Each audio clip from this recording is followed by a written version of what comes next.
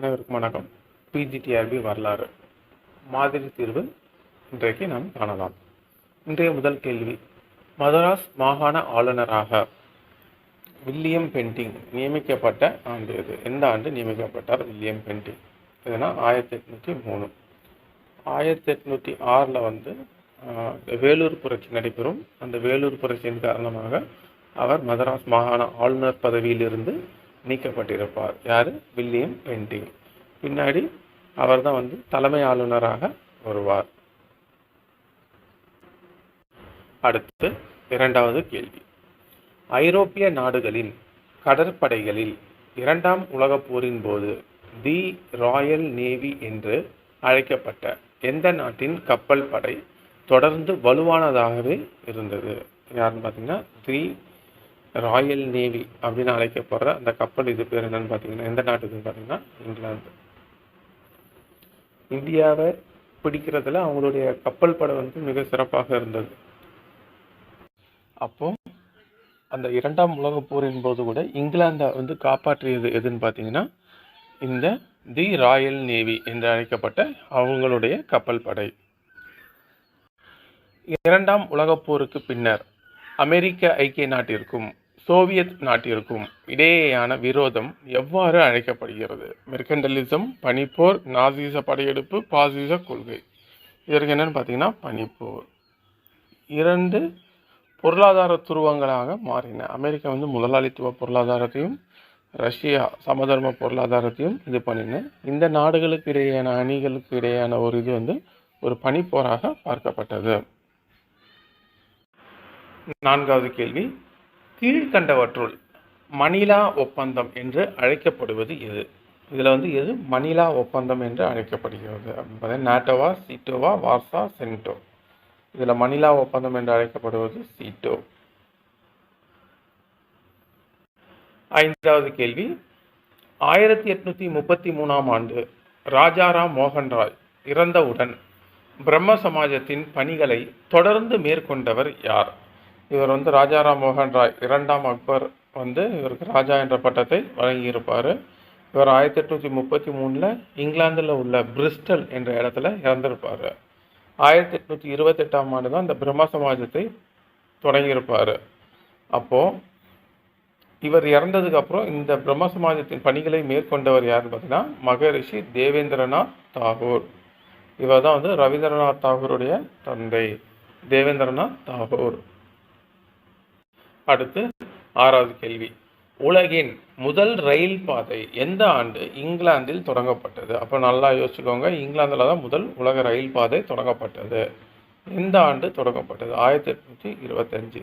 உங்களுக்கான கேள்வி என்னன்னு பார்த்தீங்கன்னா எந்த ஆண்டு இந்தியாவில் முதல் ரயில் பாதை அமைக்கப்பட்டது ஆண்டு ப்ளஸ் எந்த இரு நகரங்களுக்கு இடையே ஓடியது அப்படின்ட்டும் கமெண்ட் பண்ணுங்க. ஏழாவது கேள்வி, டேஷ் என்பவரின் 1854 கல்வி அறிக்கை இந்தியாவின் அறிவு பட்டயம் என்று அழைக்கப்படுகிறது. 1854 யாருடைய கல்வி அறிக்கை அறிவு பட்டயம் என்று அழைக்கப்படுகிறது? யாருன்னு பார்த்தீங்கன்னா சார்லஸ் வுட். இந்தியாவில் ஆங்கில கல்வி அறிமுகப்படுத்தியவர் மெக்காலே, டிபி மெக்காலே அவர்கள். கல்வி அறிக்கை இந்தியா அறிவு பட்டயம் என்று அழைக்கப்படுவது சார்லஸ் வுட் அறிக்கை. முக்கியமான கேள்வி. எட்டாவது கேள்வி, 1192 இரண்டாம் தரையின் போரில் வென்ற முகமது கோரி தான் வென்ற டெல்லி, ஆஜ்மீர், கனோஜ் ஆகிய பகுதிகளுக்கு ஆளுநராக நியமித்தவர் யார்? இந்திய பகுதிகளுக்கு ஆளுநராக முகமது கோரி நியமிக்கிறவர் யாருன்னு பார்த்தீங்கன்னா குத்புதீன் ஐபக். இந்த இரண்டாம் தரையின் போரில் தான் இந்த மூன்றாம் பிருத்திவிராஜ் சௌகானை வீழ்த்தி இந்தியாவில் இஸ்லாமிய ஆட்சியை நிறுவுறாங்க. அப்போ முகமது கோரி தான் வென்ற பகுதிகளுக்கு ஆளுநராக நியமித்தவர் யாருன்னு பார்த்தீங்கன்னா அவருடைய அடிமையான குத்புதீன் ஐபக். 1206 முகமது கோரி இறந்தவுடன் இவர் தன்னை சுதந்திர அரசராக பிரகடனப்படுத்தினார். யார்? குத்புதீன் ஐபக். ஒன்பதாவது கேள்வி, கீழ்கண்டவற்றுள் தவறானது எது? இப்போ ஃபர்ஸ்ட் இந்த டெல்லி சுல்தானில் மொத்தம் 5 வம்சங்கள் காணப்படுகிறது. அடிமை வம்சம், கில்ஜி வம்சம், துக்ளக் வம்சம், சையது வம்சம், லோடி வம்சம். இதில் நல்ல ஒரு கவனித்து பார்த்தீங்கன்னா தான் தவறு தெரியும். அடிமை வம்சம் கிபி 1206 1290 வரை, அப்போ இது சரியாக உள்ளது. கில்ஜி வம்சம் 1290 1320 வரைக்கும், இதுவும் வந்து சரியாக உள்ளது. துக்ளக் வம்சம் அதிக காலம் ஆட்சி செய்த வம்சம் 1320 1414 வரை, சரியாக உள்ளது. சையது வம்சம் 1414 1451 வரை, இது தவறாக இருக்குது. லோடி வம்சம் 1451 1526 வரை, இதுவும் சரியாக உள்ளது. அப்போ சையது வம்சம் தான் வந்து தவறாக உள்ளது. மிக குறுகிய காலம் ஆட்சி செய்த வம்சம் சையது வம்சம். 10வது கேள்வி, முகமது கோரிக்கு முன்பாக துருக்கிய இனத்தை சார்ந்த குத்புதீன் ஐபக் யாரிடம் அடிமையாக இருந்தார்? முகமது கோரியிடமும் அடிமையாக இருந்தார். அவருக்கு முன்னாடி யாருக்கிட்ட குத்புதீன் ஐபக் அடிமையாக இருந்தார்? அவர்கிட்ட இருந்து தான் விலைக்கு வாங்குறாரு முகமது கோரி. யாருன்னு பார்த்தீங்கன்னா நிஜாப்பூர் காசி, அவங்க கிட்ட இருந்து தான் குத்புதீன் ஐபக்கை அடிமையாக வாங்குறாங்க. 11வது கேள்வி, கீழ்கண்ட கூற்றுகளை ஆராய்க.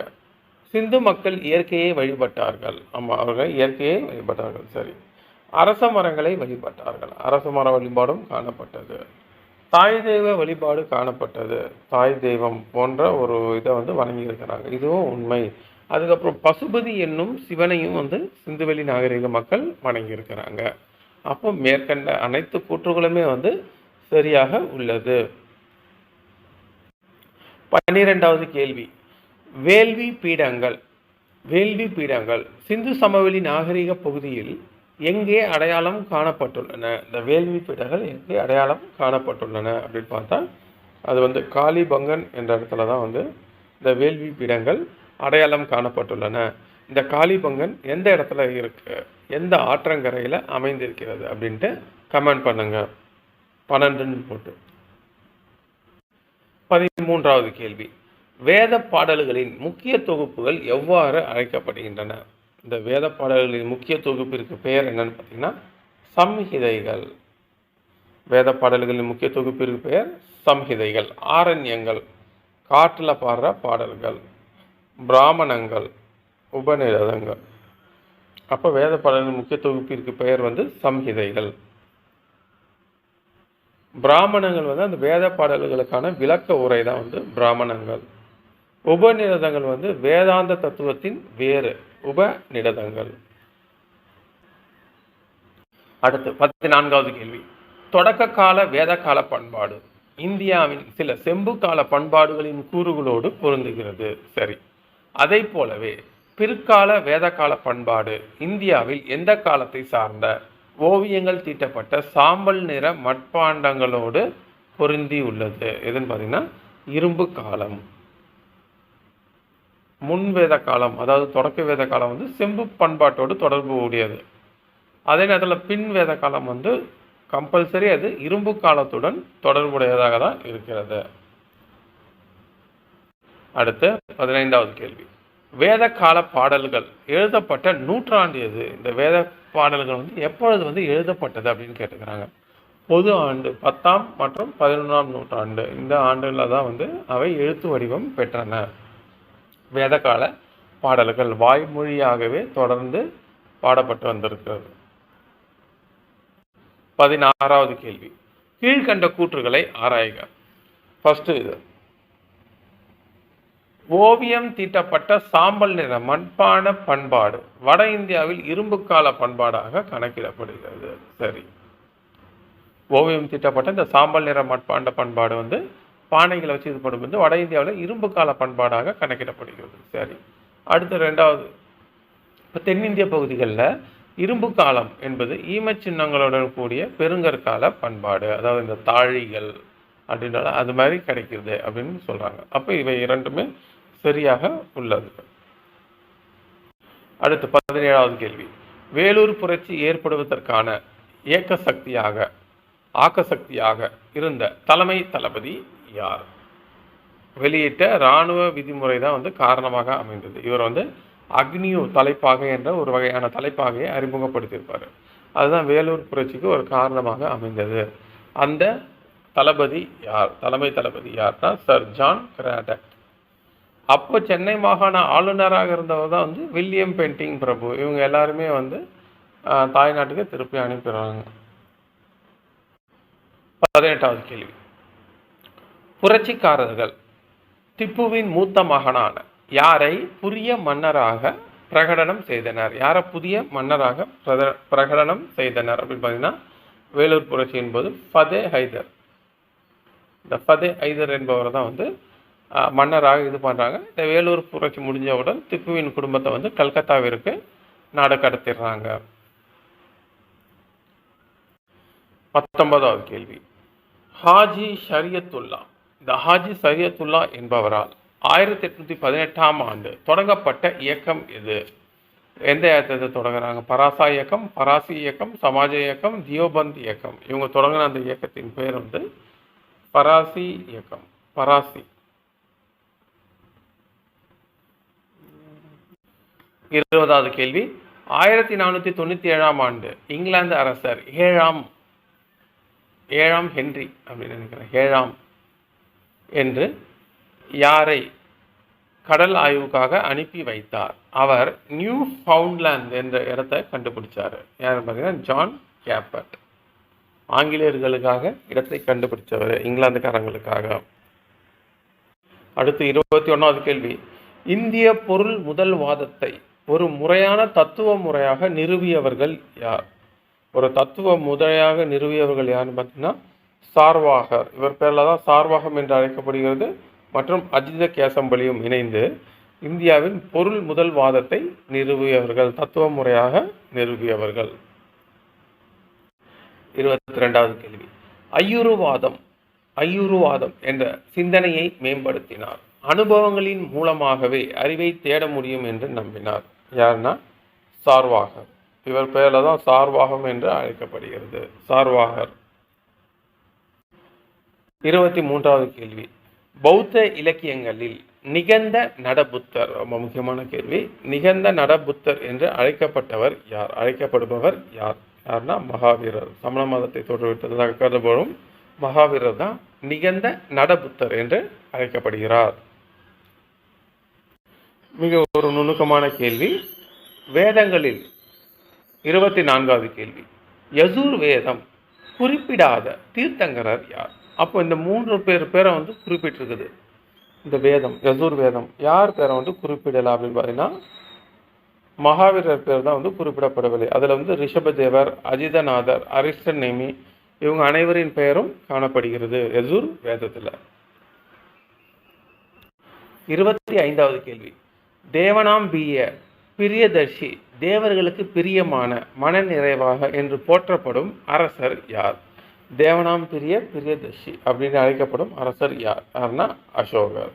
அவருடைய கல்வெட்டில் இந்த பெயர் தான் வந்து பிரியதர்ஷி என்று காணப்படுகிறது. 26வது கேள்வி. 1940களில் யார் நடத்திய அகழாய்வுகளின் முடிவின்படி தட்சசீலம் நகரம் வெளியே தெரிய வந்தது? யார் ஆய்வு நடத்தினான்னு பார்த்தீங்கன்னா சர் ஜான் மார்ஷல். இது வந்து நம்ம முக்கியமாக படிச்சுக்கோம். 1940 வந்து சிந்துவெளி பகுதிகளில் தான் மார்ட்டிமர் வீலர் வருவார். தட்சசீலத்தை ஆய்வு மேற்கொண்டவர் 1940 சர் ஜான் மார்ஷல். 27வது கேள்வி.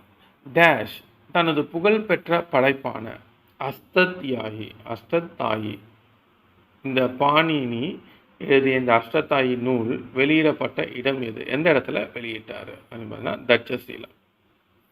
இந்த இடத்துல தான் பாணினி அஷ்டத்தாயி என்ற நூலை வெளியிட்டார். 28வது கேள்வி.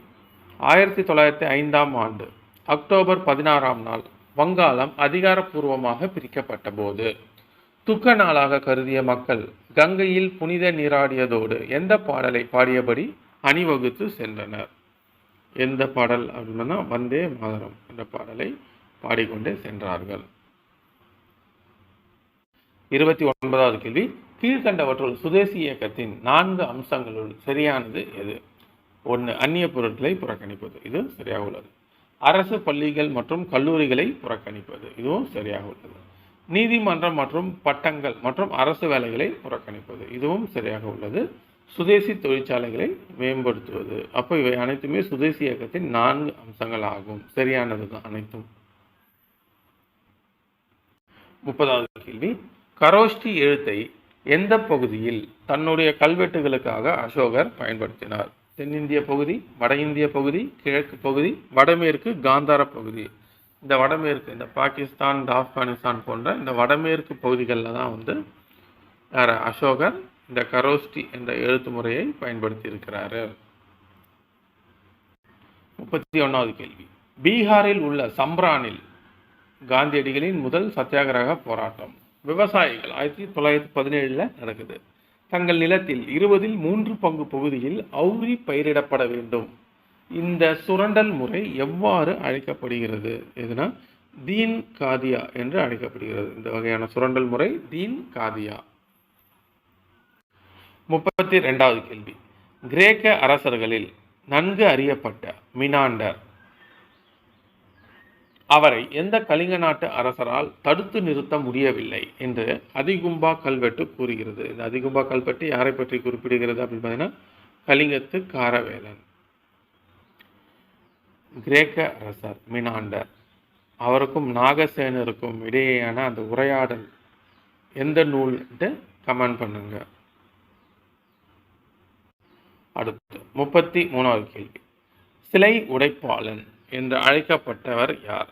யார்னா முகமது கஜினி. புட்ஷிகார், சிலைகளை உடைப்பவன் என்று பொருள். அடுத்து 34வது கேள்வி, 40 குழுவை இல்துமிஷ் உருவாக்கிய ஆண்டு எது? எந்த ஆண்டு இல்துமிஷ் இந்த 40 குழுவை உருவாக்குறாரு அப்படின்னு பார்த்தீங்கன்னா 1215ஆம் ஆண்டு. 35வது கேள்வி, இந்துக்களின் அருமை பெருமைகளை மனதார பாராட்டிய இஸ்லாமிய அறிவியலாளர் யார்? யாருன்னு பார்த்தீங்கன்னா அல்பருனி. இவர் எழுதின நூல் என்னன்ட்டு கமெண்ட் பண்ணுங்க. இவர் முகமது கஜினியுடன் இந்தியாவிற்கு வந்திருப்பார். படையெடுப்பின் போது கூட வந்திருப்பார். இந்தியாவின் வரலாற்றை எல்லாம் எழுதியிருப்பார். அந்த நூல் பேர் என்ன அப்படின்ட்டு கமெண்ட் பண்ணுங்க. 35ன்னு போட்டு. பிரிட்டிஷ் பிரதமர் கிளாமன் அட்லி இந்தியாவில் பிரிட்டிஷ் ஆட்சியை முடிவுக்கு கொண்டு வரும் அறிவிப்பை வெளியிடும் போது இந்தியாவின் வைஸ்ராயாக இருந்தவர் யார்? கொஞ்சம் யோசிச்சு படிக்க வேண்டிய கேள்வி. லின்லித்தோ பிரபுவா, வேவல் பிரபுவா, செம்ஸ்போர்டா, மவுண்ட் பேட்டன் பிரபு? யாருன்னா வேவல் பிரபு.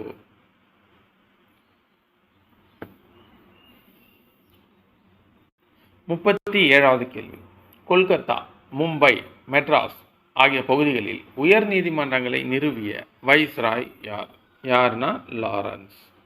இவர் தான் இந்த பகுதிகளெல்லாம் உயர் நீதிமன்றங்களை நிறுவுகிறார், லாரன்ஸ். அடுத்த 38வது கேள்வி, கிருஷ்ணதேவராயர் கிபி டேஷில் மதுரை நாயக்கர் அல்லது ஆளுநர் என்ற நிலைமையில் விஸ்வநாத நாயக்கரை முதலாவதாக நியமித்தார். யாரை நியமிக்கிறாரு? மதுரையின் நாயக்கரா 1529ஆம் ஆண்டு. 39 டேஷ் நாயக்கர்களிலே தலை சிறந்த மன்னராக திருமலை நாயக்கர் கருதப்படுகிறார். ஏன்னா மதுரை நாயக்கர்களில் தலை சிறந்த நாயக்கராக கருதப்படுபவர் திருமலை நாயக்கர்.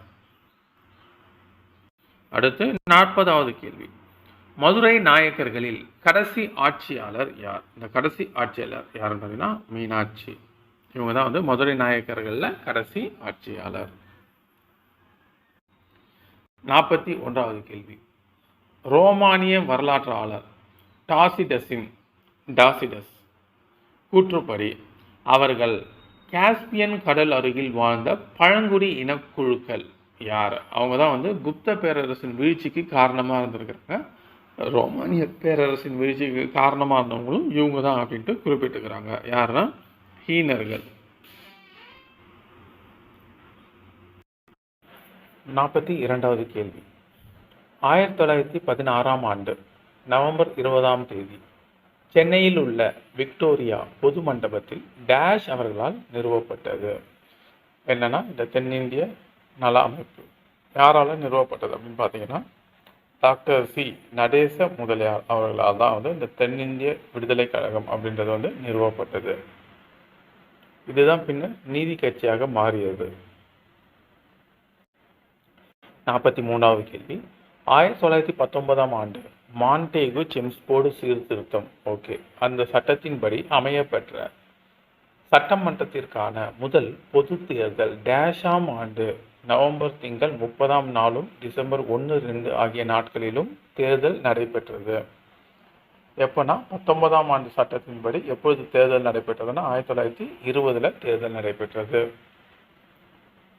44வது கேள்வி, சென்னை மாநில அதாவது சென்னை மாகாண ஆளுநராக இருந்த டேஷ் பிரபு சர் பி.டி. தியாகராய செட்டியை அமைச்சரவை அமைக்க அழைப்பு விடுத்தார்.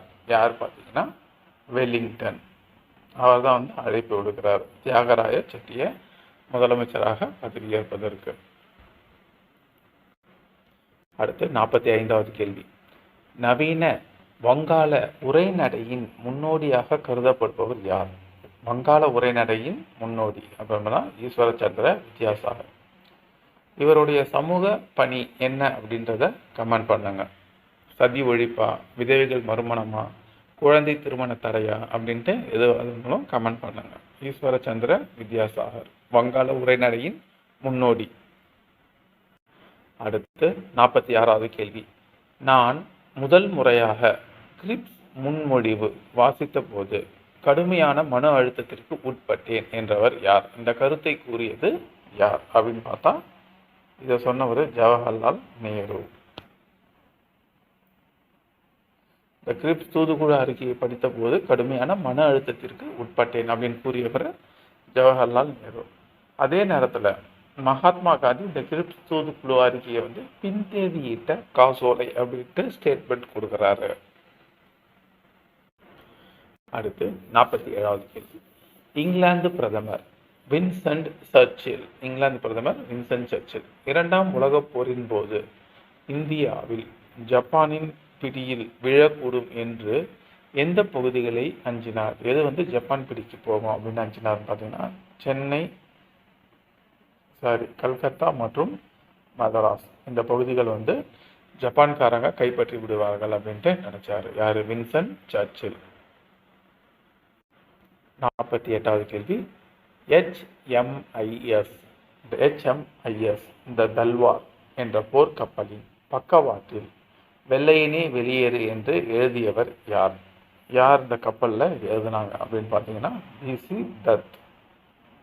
வெள்ளையனே வெளியேறு என்று அந்த கப்பலில் எழுதியிருக்கிறாங்க பக்கவாட்டில்.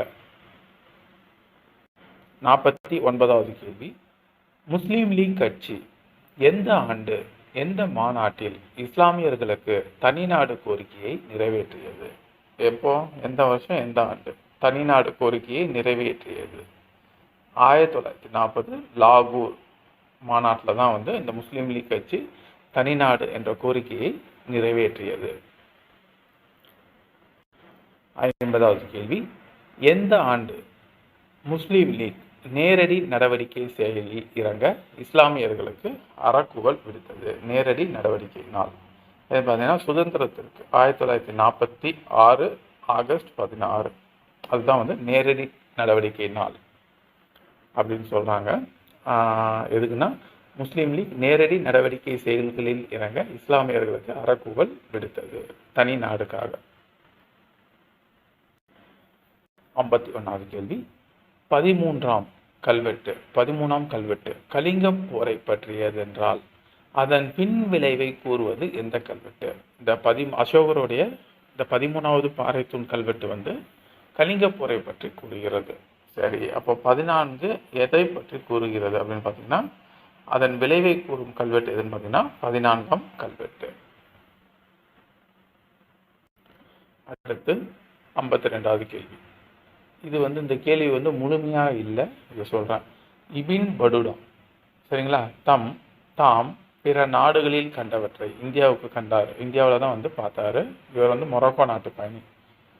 பிற நாடுகளில் கண்டவற்றை தாம் சொல்ல யாரை எழுத சொன்னார்? யார் வந்து அவர் சொல்றதை எழுதுனாங்கன்னு பார்த்தீங்கன்னா இபின் சஜாஹி அப்படின்றவர் தான் வந்து இபின் படுடா சொல்ல இந்திய வரலாற்றை எழுதியிருக்கிறாரு. என்னன்னா இப்போ இபின் படுடா இந்த மொராக்கோ நாட்டு பயணி எழுதிய நூல் பெயர் என்ன என்பதை வந்து கமெண்ட் பண்ணுங்க. 52ன்னு போட்டு கமெண்ட் பண்ணுங்க. அதை எழுதினவர் யாருன்னு பார்த்தீங்கன்னா இபின் சஜாயி. யார்? இபின் படுடா சொல்ல சொல்ல இவர் எழுதியிருக்காரு.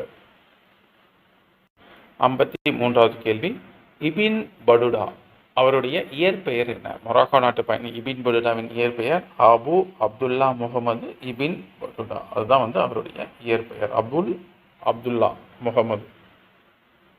54வது கேள்வி, துரந்து கோடு எங்கு அமைந்துள்ள எல்லைக்கோடு? இந்த துரந்து என்பது எந்த இரு நாட்டுக்கு இடையேயான எல்லைக்கோடு அப்படின்னு பார்த்தீங்கன்னா இந்தியா மற்றும் ஆப்கானிஸ்தான். இந்தியாவும் ஆப்கானிஸ்தான் தான் வந்து நில எல்லையில் மிக சிறிய அளவு பகுதியை வந்து கொண்டுள்ளது. இந்தியாவுக்கும் பாகிஸ்தானுக்கும் இடையே உள்ள கோடு ராட்கிளிஃப். இந்தியாவுக்கும் சீனாவுக்கும் இடையே உள்ள எல்லைக்கோடு மெக்மோகன். துரந்து கோடு இந்தியாவுக்கும் ஆப்கானிஸ்தானுக்கும் இடையே உள்ள கோடு துரந்து கோடு. மெக்மோகன் கோடு எந்த பிரச்சனையால் சிறப்பிக்கப்படுகிறது? மெக்மோகன் எல்லைக்கோடு என்பது இந்தியா மற்றும் சீனா எல்லைக்கோடு மெக்மோகன். அடுத்து 56வது கேள்வி, டெல்லியின் 7 சுல்தான்களின் ஆட்சியை கண்டவர் யார்? இந்த 7 சுல்தான்களின் ஆட்சியை கண்டவர் இந்தியாவின் கிளி என்று அழைக்கப்படும் அமீர் குஸ்ரு, டாம்பி ஹிந்து என்று சொல்வார்கள். அமீர் குஸ்ரு. 57வது கேள்வி, வங்கிகளை தேசியமயமாக்க அதாவது நாட்டுடைமை ஆக்கிய இந்திய பிரதமர் யார்? யாருன்னு பார்த்தீங்கன்னா இந்தியாவின் முதல் பெண் பிரதம அமைச்சர் இந்திரா காந்தி அவர்கள் வங்கிகளை தேசியமயமாக்கினார். அடுத்து 58வது கேள்வி, தாஷ்கண்ட் ஒப்பந்தத்தில் கையெழுத்திட்ட இந்திய பிரதமர் யார்? யாருன்னு பார்த்தீங்கன்னா இந்தியாவின் அமைதி மனிதர் லால் பகதூர் சாஸ்திரி அவர்கள் தாஷ்கண்ட் ஒப்பந்தத்தில் கையெழுத்திட்டவர். 59வது கேள்வி, அமைதி மனிதர் என்று அழைக்கப்படும் இந்திய பிரதமர் யார்? இந்த அமைதி மனிதர் என்று அழைக்கப்படும் இந்திய பிரதமர் லால் பகதூர் சாஸ்திரி அவர்கள். அடுத்து 60வது கேள்வி, ஜெய் ஜவான், ஜெய் கிஷான், ஜெய் விஞ்ஞான் என்று முழங்கியவர் யார்? யாருன்னா வாஜ்பாய், அடல் பிஹாரி வாஜ்பாய் அவர்கள். அதே நேரத்தில் ஜெய் ஜவான், ஜெய் கிஷான் சொன்னது யாருன்னு பார்த்தீங்கன்னா லால் பகதூர் சாஸ்திரி. இவர் வந்து ஜெய் விஞ்ஞான் என்ற வார்டையும் ஆட் பண்ணிக்கினாரு. அடுத்து 61வது கேள்வி, முதலாம் மாரவர்மன் குலசேகர பாண்டியன் தனது பட்டத்தை யாருக்கு வழங்கினார்? யாருக்கு பார்த்தீங்கன்னா தன் மகன் வீரபாண்டியனுக்கு வழங்கினார். அடுத்து 62வது கேள்வி, தமிழ்நாட்டின் விற்பனை வரி யாரால் அறிமுகம் செய்யப்பெற்றது? யார் இதை அறிமுகம் செஞ்சாங்கன்னா ராஜாஜி அவர்கள். அரசியல் சாணக்கியர் ராஜாஜி தான் தமிழ்நாட்டில் விற்பனை வரியை அறிமுகம் செய்தார். சாளுக்கிய அரசரான 2ஆம் புலிகேசி பல்லவ நாட்டின் மீது போர் தொடுத்தார். மகேந்திரவர்மனை தோற்கடித்து பல்லவ நாட்டின் டேஷ் பகுதிகளை கைப்பற்றினார். பல்லவ நாட்டின் இந்த வடப்பகுதிகளை எல்லாம் வந்து கைப்பற்றினார். அந்த போரோட பேர் என்னன்னு கமெண்ட் பண்ணுங்க.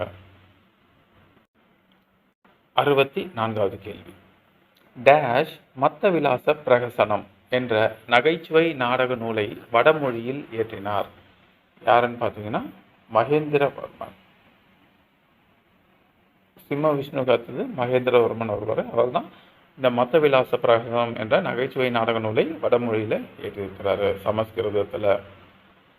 அடுத்து 65வது கேள்வி, மகேந்திரவர்மன் காலத்தை சார்ந்த சமண ஓவியங்கள் புதுக்கோட்டை மாவட்டம் சித்தன்னவாசலில் காணப்படுகின்றன. அது வந்து என்ன சமயத்தை சார்ந்தது அப்படின்னு பார்த்தீங்கன்னா சமண சமயத்தை சார்ந்தது. இவர் ஆரம்பத்தில் சமண மதத்தை தான் வந்து மகேந்திரவர்மன் பின்பற்றி இருப்பார். பின்னர் யார் துணை கொண்டு யாருடைய வழிகாட்டுதலினால் அவர் வந்து சைவ மதத்திற்கு மாறியார் அப்படின்ட்டு கமெண்ட் பண்ணாங்க 65 போட்டு. வாதாபி கொண்டான் என அழைக்கப்பட்டவர் யார்?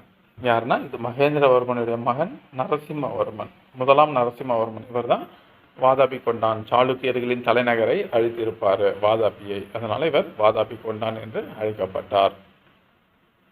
அடுத்து 67வது கேள்வி, ஆகம பிரியன், சங்கர பக்தன், ராஜசிம்மன் யாருடைய பட்டப்பெயர்? இது யாருன்னா 2ஆம் நரசிம்மவர்மனுடைய பட்டப்பெயர் தான் இவைகள் அனைத்தும். இரண்டாம் நரசிம்மவர்மன். 68வது கேள்வி. ஆதித்த சோழனின் மகன் டேஷ் பாண்டிய நாட்டின் மீது படையெடுத்து அதன் தலைநகரான மதுரையை வென்றதால் மதுரை கொண்டான் என்று புகழப்பட்டார். யாருன்னு பார்த்தீங்கன்னா முதலாம் பராந்தக சோழன். இவர் தான் மதுரை கொண்டான் என்று அழைக்கப்படுகிறார். அடுத்து 69வது கேள்வி. முன்னீர் பழந்தீவுகள் எனப்பட்ட இடம் எது? இந்த முன்னீர் பழந்தீவுகள் எனப்பட்ட இடம் எதுன்னு பார்த்தீங்கன்னா மாலத்தீவு. அதுதான் அந்த காலத்தில் முன்னீர் பழந்தீவுகள் என்று அழைக்கப்பட்டது. 70வது கேள்வி. நாகப்பட்டினத்தில் புத்த மடாலயம் கட்ட அனுமதி அளித்ததுடன் ஆனைமங்கலம் என்னும் கிராமத்தையும் அதற்கு நன்கொடையாக வழங்கியவர் யார்? யாருன்னு பார்த்தீங்கன்னா இது வழங்கியவர் ராஜராஜ சோழன். நாகப்பட்டினம் புத்த மடாலயத்துக்கு வூகிங் என்ற சீன பயணி வந்திருப்பாரு. அடுத்து 71வது கேள்வி. ராஜராஜ சோழனின் மகனான ராஜேந்திர சோழனை பற்றி டேஸ் செப்பேடுகளும் கரந்தை செப்பேடுகளும் பல தகவல்களை தருகின்றன. இதுன்னு பார்த்தீங்கன்னா திருவேலங்காடு செப்பேடு ராஜராஜ சோழனை பற்றிய தகவல்களை தருகின்றன. திருவேலங்காடு. 72வது கேள்வி. டேஷ் அரசன் முதலாம் மகிபாலனை தோற்கடித்து கங்கையில் இருந்து தண்ணீர் கொண்டிருந்து கங்கை கொண்ட சோழபுரத்திற்கு அருகில் உள்ள சோழகங்கம் என்ற ஏரியில் கலந்தார். யாருன்னு பார்த்தீங்கன்னா வங்காள அரசன். யாரு? வங்காள அரசன் முதலாம் மகிபாலனை பாலர் வம்ச அரசரை தோற்கடித்தார். அங்கிருந்து கங்கையிலேருந்து தண்ணி கொண்டு இந்த சோழபுர ஏரியில கலந்தாரு. அடுத்து 9வது கேள்வி. சோழ பேரரசு டேஷ் மாகாணங்களாக பிரிக்கப்பட்டிருந்தது. இந்த மாகாணங்கள் மண்டலங்கள் என்றும் அதன் தலைவர்கள் மகா மண்டலேஸ்வரர்கள், ஆளுநர்கள் பேர் மகா மண்டலேஸ்வரர்கள் என்றும் அழைக்கப்பட்டார்கள். எத்தனைனா 9 ஆளுநர்கள் இருந்திருக்கிறாங்க. அடுத்து 74வது கேள்வி. நான் முதல் முறையாக கிரிப்ஸ் முன்மொழிவு வாசித்த போது கடுமையான மன அழுத்தத்திற்கு உட்பட்டேன் என்றவர் யார்? யார்னா ஜவஹர்லால் நேரு. 75வது கேள்வி. கனிஷ்கர் ஆதரித்த பௌத்த அறிஞர்கள் யாவர்? ஏ நாகார்ஜுனர், வசுமித்திரர், பார்சவர். இவங்க 3 பேரையும் தான் யார் கனிஷ்கர் ஆதரித்தார். 4வது புத்த சமய மாநாட்டிற்கு தலைவராக இருந்தவர் வசுமித்திரர்லாம். அடுத்து புத்த சரிதம் எனும் நூலை எழுதிய பௌத்த தத்துவ ஞானி யார்? யாருன்னு பார்த்தீங்கன்னா பி அஸ்வகோஷர். அவர் தான் இந்த புத்த சரிதம் என்ற நூலை எழுதியவர். அடுத்து 77வது கேள்வி. கனிஷ்கரின் சிலை எங்கு கண்டெடுக்கப்பட்டது? எந்த இடத்துல கண்டெடுக்கப்பட்டதுன்னா மதுராவிற்கு அருகே கண்டெடுக்கப்பட்டது. அடுத்து 78வது கேள்வி. இந்திய கிரேக்க பாணியில் உருவான எந்த கலை கனிஷ்கர் காலத்தில் வளர்ச்சி பெற்றது? இந்தோ கிரேக்க கலை. அந்த சிற்பக்கலைக்கு பேர் என்னன்னா காந்தார கலை. இதுல என்னன்னா இந்த காந்தார கலையில புத்தரின் முழு உடல் வடிவமும் பண்ணப்பட்டது. உடல் வடிவமும் வடிவமைக்கப்பட்டது. கனிஷ்கர் காலத்துல ஒரு சிறப்பான உச்ச நிலையை அடைந்தது. முதலில் 79வது கேள்வி. முதலில் எந்த தெய்வத்தை ஹர்ஷர் வழிபட்டார்? எந்த தெய்வத்தை? சிவனை தான் வழிபட்டார். அடுத்து 80வது கேள்வி. ஹர்ஷர் எந்த முயற்சிகளால் பௌத்த மதத்திற்கு மாறினார்? எதுனா ராஜஸ்ரீ, அவர் தங்கை ராஜஸ்ரீ, அப்புறம் மற்றும் யுவான் சுவான், அப்புறம் இன்னொருத்தரும் வருவார் அவலோகி தேஸ்வர போதிசத்துவர். அவங்களாலையும் அவர் என்ன பண்ணுவார்? பௌத்த மதத்திற்கு மாறுவார். 81வது கேள்வி. ஹர்ஷர் பௌத்த மத கூட்டங்களை எப்பொழுது கூட்டினார்? எப்போதுனா பொது ஆண்டு 643 நிறைய பௌத்த மாநாட்டுகளெல்லாம் கூட்டுறாரு. அப்புறம் 82வது கேள்வி. ஹர்ஷர் எந்த இடத்தில் 5 ஆண்டுகளுக்கு ஒரு முறை பௌத்த மத கூட்டம் கூட்டினார்? எந்த இடத்துல கூட்டுறாரு? கன்னௌசில கூட்டுறாரு. கன்னௌசியில் இதற்கான பதில் பிரயாகை. இதுக்கு மகா மோட்ச பரிஷத் என்று அழைக்கப்படும். 5 ஆண்டுகளுக்கு ஒரு முறை பௌத்த மத கூட்டத்தை கூட்டினார் பிரயாகையில். இப்போ பிரயாகை என்பதுக்கு தற்போதைய பெயர் என்னன்ட்டு கமெண்ட் பண்ணுங்க 82 போட்டு. அடுத்து 83வது கேள்வி. யுவான் சுவாங் நகரங்கள் மற்றும் கிராமங்கள் பற்றி என்ன கூறினார்? என்னன்னா பி அவருடைய குறிப்பு சியூக்கி என்ற நூலில் அதனுடைய அழகு, பாதுகாப்பு, நன்றாக அமைப்பு இதை தான் வந்து குறிப்பிட்டிருக்கிறாரு. நகரங்களை பற்றியெல்லாம் குறிப்பிட்டிருக்கிறாரு. 84வது கேள்வி, வங்காளத்தை ஆட்சி செய்த பாலர்கள் எந்த பௌத்த கோட்பாட்டை பின்பற்றினர்? எந்த பௌத்த கோட்பாட்டை பின்பற்றினாங்கன்னா மகாயானம். அசோகர் காலத்தில் தான் ஹீனயானம் இருந்துச்சு. கனிஷ்கர் காலத்துக்கு அப்புறம்லாம் வந்து மகாயான கோட்பாடுகள் தான் காணப்பட்டது. அடுத்து 85வது கேள்வி, நாலந்தா பல்கலைக்கழகத்தின் அந்த பிரின்சிபல் மாதிரி இருந்த இந்த தர்மபாலரின் ஆன்மீக குருவாக இருந்த பௌத்த தத்துவ ஞானி யார்னா ஹரிஷ் பத்ரர். இந்த தர்மபாலர் என்பவர் காஞ்சிபுரத்தை சார்ந்தவர். இவர் நாலந்தா பல்கலைக்கழகத்தின் தலைவராக இருந்தார். அப்போ அவருடைய ஆன்மீக குரு யார் பார்த்தீங்கன்னா ஹரிஷ் பத்ரர். அடுத்து 86வது கேள்வி, தர்மபாலர் எந்த இடத்தில் பெரிய பௌத்த விகாரை நிறுவினார்? பௌத்த கோயில் மாதிரி எங்க நிறுவுறார் பார்த்தீங்கன்னா சோமாபுரி என்ற இடத்துல நிறுவுறாரு. அடுத்து 87வது கேள்வி, ராஷ்டிரகூடர்கள் இந்த வம்சத்தை தோற்றுவித்தவர் தண்டி துர்கா எந்த மதங்களை ஆதரித்தார்? என்னன்னா சிவன், விஷ்ணு வழிபாடு மற்றும் சமண மதம் இவங்க அனைத்தையுமே வந்து இது பண்றாங்க ராஷ்டிரகூடர்கள். 88வது கேள்வி, ராஷ்டிரகூடர்கள் காலத்தில் எந்த மொழிகளின் இலக்கியங்கள் வளர்ச்சி பெற்றன? எதுன்னு பார்த்தீங்கன்னா கன்னடம் மற்றும் சமஸ்கிருத மொழி வந்து நிறைய வளர்ச்சி பெற்றன ராஷ்டிரகூடர்களின் காலத்தில். அடுத்து 89வது கேள்வி, கன்னட இலக்கியத்தின் 3 ரத்தினங்கள் யார்? கன்னட இலக்கியத்தின் 3 ரத்தினங்கள் யார்னா பம்பா, பொன்னா, ரன்னா. பம்பா, பொன்னா, ரன்னா இவங்க 3 பேரும் கன்னட இலக்கியத்தின் 3 ரத்தினங்கள் ஆவார். 90வது கேள்வி, ராஷ்டிரகூடர்கள் கட்டிய புகழ்பெற்ற குடைவரை கோயில்கள் எங்கு உள்ளன? இந்த ராஷ்டிரகூடர்கள் கட்டிய கோயில், குடைவரை கோயில் எங்க இருக்கு? எல்லோரா மற்றும் எலிஃபெண்டா. இங்கே தான் வந்து இவங்க கட்டிய குடைவரை கோயில்கள் காணப்படுகின்றன. அடுத்து 91வது கேள்வி, முதலாம் அமோகவர்ஷர் எழுதிய கன்னட நூல் எது? எந்த நூலை எழுதுறாரு? கன்னட நூல் அமோகவர்ஷர் என்பவர் கவிராஜ மார்க்கம் அப்படின்ற நூலை எழுதுறாரு. யாரு? அமோகவர்ஷர். இது கன்னட மொழி நூல். அடுத்து 92வது கேள்வி, பட்டாடக்கல் விருப்பாக்ஷா கோயிலை கட்டியவர் யார்னா லோகமா தேவி. இவங்க தான் வந்து இந்த பட்டாடக்கல் விருப்பாக்ஷா கோயிலை கட்டியவர்கள். 93வது கேள்வி, சாளுக்கியர்கள் எந்த பாணியிலான கோயில்களை கட்டினார்கள்? அவங்க என்ன பாணியில கோயிலை கட்டினார்கள் அப்படின்னு கேட்டாங்கன்னா அது வந்து வேசாரா கலைப்பாணி. குப்தர்களோட இது வந்து கலைப்பாணி என்னன்னு பார்த்தீங்கன்னா நாகாரா பாணி என்று அழைக்கப்படுகிறது. திராவிட பாணி பல்லவர்கள் ஆரம்பித்தாங்க. ஒரு உச்ச நிலையை வந்து சோழர் காலத்தில் அடைந்தது. இது திராவிட கலைப்பாணி. இது வந்து கட்டிடக்கலையின் அந்த கட்டிட முறைகளுக்கு பெயர். சாளுக்கியருக்குன்னா வேசாரா, குப்தர்களுக்குன்னா நாகரா, தமிழர் தென்னிந்திய பகுதிகளுக்குன்னா திராவிட பாணி. 94வது கேள்வி, பல்லவர்களின் காலத்தில் எந்த நகரம் முக்கிய துறைமுகமாக இருந்தது? எந்த நகரம் முக்கிய துறைமுகமாக இருந்ததுன்னு பார்த்தீங்கன்னா மாமல்லபுரம். 95வது கேள்வி, மாமல்லபுரம் கடற்கரை கோயிலை கட்டிய பல்லவ மன்னன் யார்?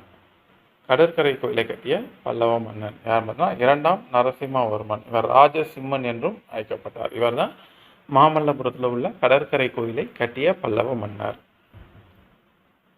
96வது கேள்வி, மாமல்லபுரம் கடற்கரை கோயிலில் எத்தனை கருவறைகள் உள்ளன? எத்தனை கருவறைகள் உள்ளன? 2 கருவறைகள் உள்ளன. அடுத்து 97வது கேள்வி, டில்லியில் எந்த ராஜபுத்திர மன்னர்கள் ஆட்சியில் இருந்தனர்? எந்த ராஜபுத்திர மன்னர்கள் ஆட்சி செஞ்சாங்க? ராஜபுத்திர மன்னர்கள் மொத்தம் 36 வம்சங்கள் காணப்படுகின்றன. அப்போ அதில் டெல்லியில் ஆண்டவர்கள் யாருன்னா பரமர்கள். அடுத்து 98வது கேள்வி, 40 இன்வர் குழு அதாவது சஹல்கானி வலிமையானதாக மாறிய போது என்ன நிகழ்ந்தது? இதை கொண்டு வந்தவர் இல்துமிஷ். என்னன்னா சுல்தானின் கட்டுப்பாட்டிற்குள் சுல்தானிய நடவடிக்கைகள் வந்து கட்டுப்படுத்தப்பட்டது. இல்துமிஷ் காலம் வரைக்கும் பரவாயில்ல. அதுக்கப்புறம் சுல்தானா ரசியா காலத்தில் ஃபுல்லாக வந்து கட்டுப்படுத்தினது யார்? இந்த 40 இன்வர் குழு. அதனால் பின்னாடி வந்த பால்பன் வந்து என்ன பண்ணார், இந்த 40 நபர் குழுவை வந்து ஒழிக்கிறார்.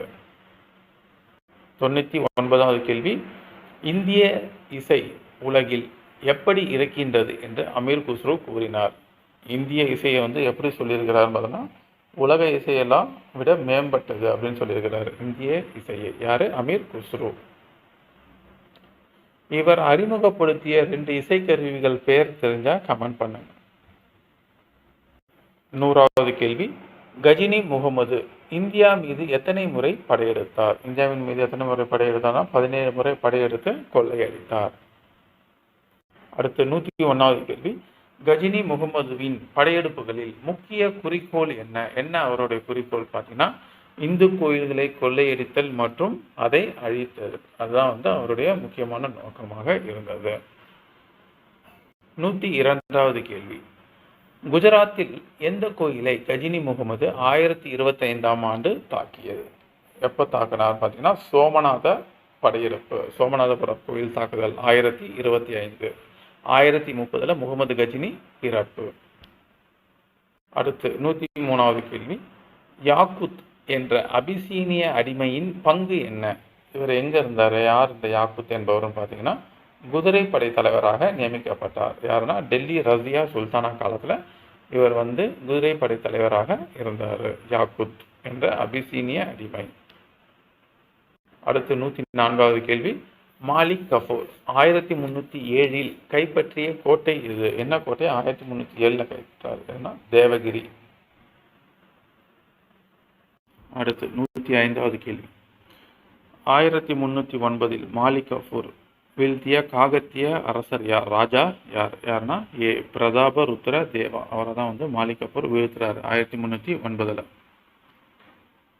அடுத்து 106வது கேள்வி, 1310 ஏன் ஹொய்சால மன்னர் 3ஆம் வீர வல்லாளன் மாலிக் கஃபூரிடம் சரணடைந்தார்? ஏன்னா படையெடுப்பில் வந்து தோற்றதால் என்ன பண்ணார், அவர் வந்து சரணடைஞ்சிட்டார் மாலிக் கஃபூரிடம். அடுத்து 107வது கேள்வி, மாலிக் கஃபூர் தமிழ்நாட்டில் சூறையாடிய நகரங்கள் எதுன்னு பார்த்தீங்கன்னா, சிதம்பரம், ஸ்ரீரங்கம், அதாவது திருவரங்கம், மதுரை, இந்த நகரங்களை எல்லாம் வந்து சூறையாடினார் மாலிக் கஃபூர்.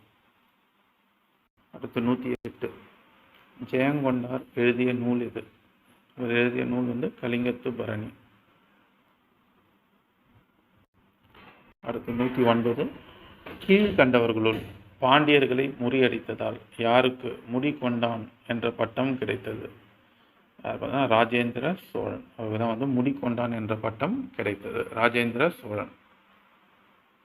அடுத்து 110, கடாரம் கொண்டான் என்பவர் எந்த வெற்றியால் அறிவிக்கப்பட்டார்? எதுனா ஸ்ரீ விஜயாவை வென்றது. இந்த பகுதிகளை வந்து கடல் தாண்டி வெற்றி கொண்டனால அவர் கடாரம் கொண்டான் என்று அழைக்கப்பட்டார். யாரு?